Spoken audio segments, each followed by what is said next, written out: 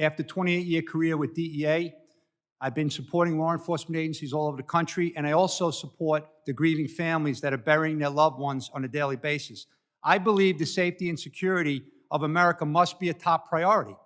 And the current border policies are placing every American at risk. The Mexican cartels are taking over and taking advantage of the vulnerabilities at the border, but they're working with the Chinese transnational criminals at levels we've never seen in the country. They're operating with no fear. The brave men and women in CBP are doing tremendous work, but they're distracted every day because they're dealing with a tsunami of migrants coming in from over 150 countries.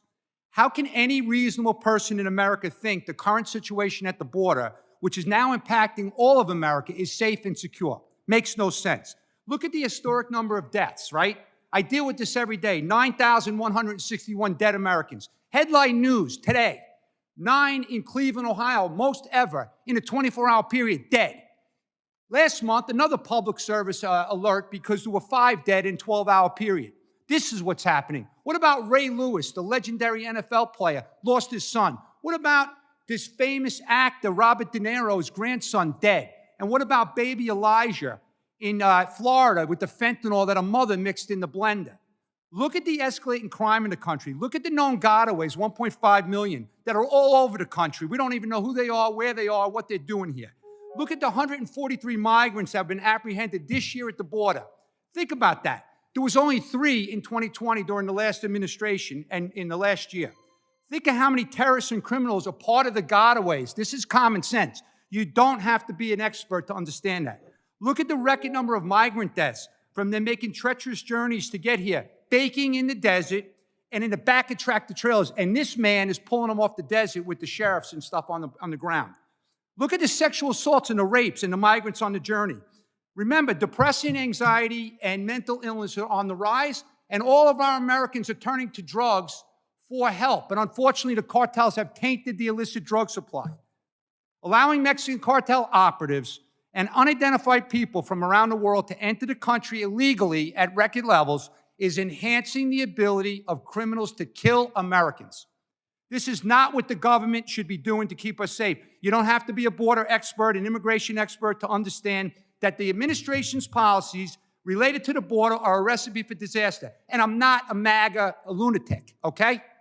Look at the recent statement on China made by FBI Director Wray. Now let's think about it. He said how China is the most, biggest national security threat to our long term of this country. Based on that warning, let's look at the facts.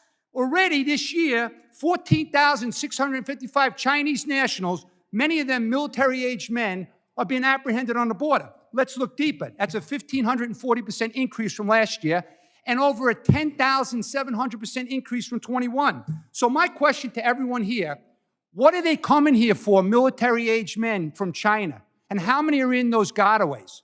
Remember, the bombing campaign from China continues from the Chinese labs with the xylazine. This is a tranquilizer for horses. It's rotten people from the inside out, causing necrosis. Mike McCall, thank you, sir, because you made this statement. I'll never forget it. Selling fentanyl to America is a great foreign policy for China. He's right on point. And the man's been around Homeland Security issues a long time. Synthetic drugs made in labs in China and Mexico are record levels, game changer for the U.S. The Chinese criminals are providing critical money laundering services, which I can answer questions about. This is a disaster for America, and I'm concerned. It's not a red or a blue issue. It's a red, white, and blue issue, and every American should care. So, in my view, it's a chemical weapon destroying our country rapidly. One of the biggest obstacles for U.S. law enforcement is the corrupt, high-level government of Mexico corruption. We can't rely on soft on crime and corrupt leaders in Mexico to save our kids.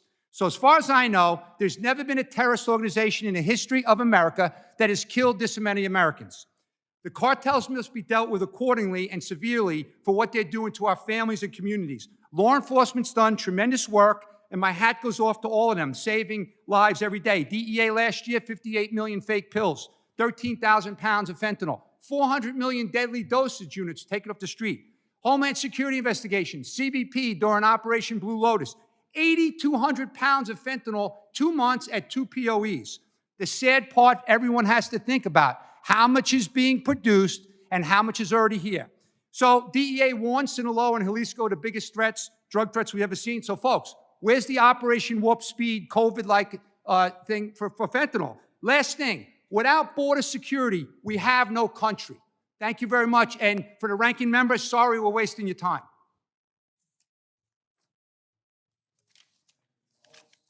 I now recognize. Hold on a minute.